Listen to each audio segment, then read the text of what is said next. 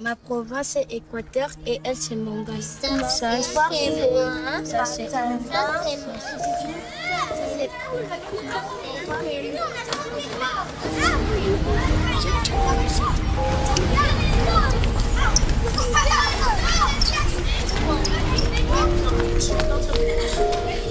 Très chers compatriotes, chères Congolaises, chers Congolais, en cette nuit de Noël, nos pensées vont avec une attention particulière vers nos populations de l'Est, vers celles et ceux qui vivent dans l'angoisse, la peur, l'incertitude, et vers nos concitoyens qui endurent l'épreuve de l'occupation. Et surtout vers nos valeureuses FRDC et Wazalendo, tombés pour défendre l'intégrité de notre territoire, à qui je rends hommage.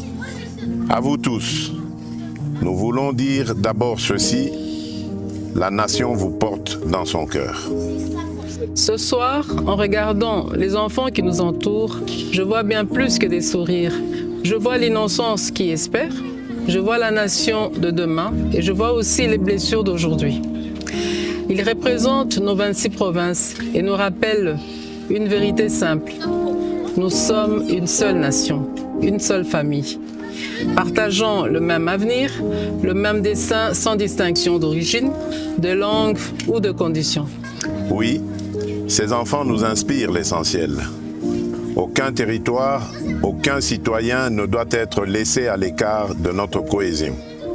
Et c'est pour cela que nous avons choisi ce moment pour rappeler que la République n'est pas seulement une question de géographie, bien plus, c'est le choix de partager une seule et même âme, le Congo. En cette nuit de paix et d'espérance, mes pensées vont aussi aux familles éprouvées, aux mères courageuses, aux enfants déplacés, aux personnes vulnérables, partout où elles se trouvent, et particulièrement là où la vie est devenue plus dure. Noël n'est pas seulement une date, c'est un temps de compassion, de partage et de présence.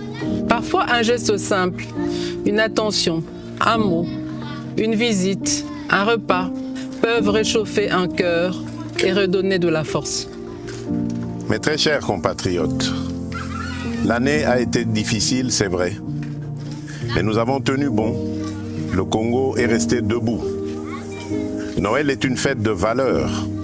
La famille, la paix, l'amour du prochain, la dignité humaine, l'espérance.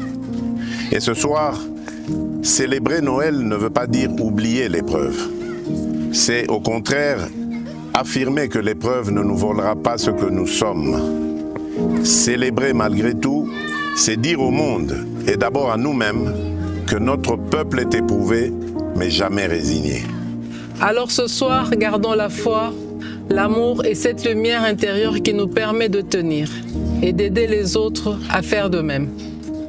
À l'aube de la nouvelle année, nous adressons un simple appel et essentiel. Restons unis, restons solidaires, restons attentifs et sensibles aux plus fragiles. Restons proches de celles et ceux qui souffrent, de nos familles endeuillées, de nos déplacés et de nos compatriotes vivant sous occupation. Notre unité nationale demeure notre plus grande force. Notre cohésion demeure notre meilleure réponse face à l'adversité.